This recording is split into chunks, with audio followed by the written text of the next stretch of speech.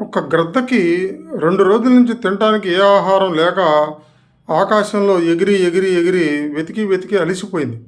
అలాంటి సందర్భంలో దానికి ఒక కొండ మీద ఒక నక్క దాని దగ్గర కవర్‌లో కొన్ని వానపాములు, ఎర్త్ వార్మ్స్, ఎర్రలని అంటారు కదా! అవి పెట్టుకొని కూర్చోవడం కనపడింది.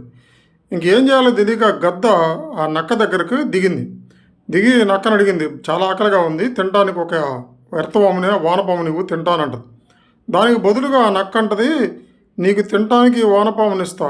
కానీ దానికి బదులుగా నువ్వు ఒక ఈకనివ్వాలి నాకు" అంటది. సరే ఒక ఈకే కదా అని చెప్పేసి గద్ద ఈక పీకి ఇచ్చేసి ఒక వానపాముని తినేసింది. ఒక వానపాముని తిన్న తర్వాత బేసిక్ ఇన్‌స్టింక్ట్ మనకులాగానే ఒక స్వీట్ తినగానే ఇంకో స్వీట్ తినాలని ఎలా అనిపిస్తదో, దానికి ఆకలి తీరక ఇంకొక వానపాము ఇయ్యమంటది. ఇంకో వానపాము ఇయ్యాలని ఇంకొక ఈక ఇయ్యమంటది.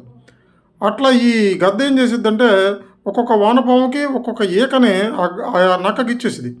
అలా ఈ తిమిరందిలో పడి అది ఏం చేస్తుందో అది మర్చిపోయిద్ది. చివరికి తన బాడీలో ఉన్న ఈకలు మొత్తం పీకి ఆ నక్కకి ఇచ్చేసిద్ది. అన్ని వానపాములు అయ్యేసరికి గద్ద ఒంటి మీద ఒక్క ఈక కూడా ఉండదు. అప్పుడు గద్ద ఎగరడానికి ప్రయత్నం చేసిద్ది. అది అది ఈకలు లేకపోవడం వల్ల ఎగరలేదు. అప్పుడు నక్క ఆ గ్రద్దని చంపి తినేసిద్ది. అర్థమైందా?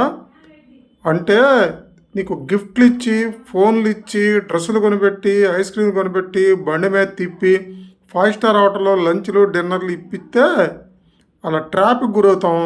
అందువలన ఆడపిల్లలు జాగ్రత్తగా ఉండండి ఇలాంటి టక్కరి నక్కల నుంచి. అలాగే మగపిల్లలు 90 ఇప్పించాడని ఒకడు, క్వార్టర్ ఇప్పించాడని ఒకడు తాగితే కొన్ని రోజులు పోయిన తర్వాత ఆ అలవాటు మానలేక మనకి ఆస్తులు అమ్ముకొని మనం తాగాల్సి వచ్చిద్ది, తాగిచ్చాల్సి వచ్చింది. కాబట్టి ఇలాంటి ట్రాపింగ్‌కి గురి కాకుండా ఉండి మిమ్మల్ని మీరు కాపాడుకోండి. టక్కరి నక్కలకు దూరంగా ఉండండి.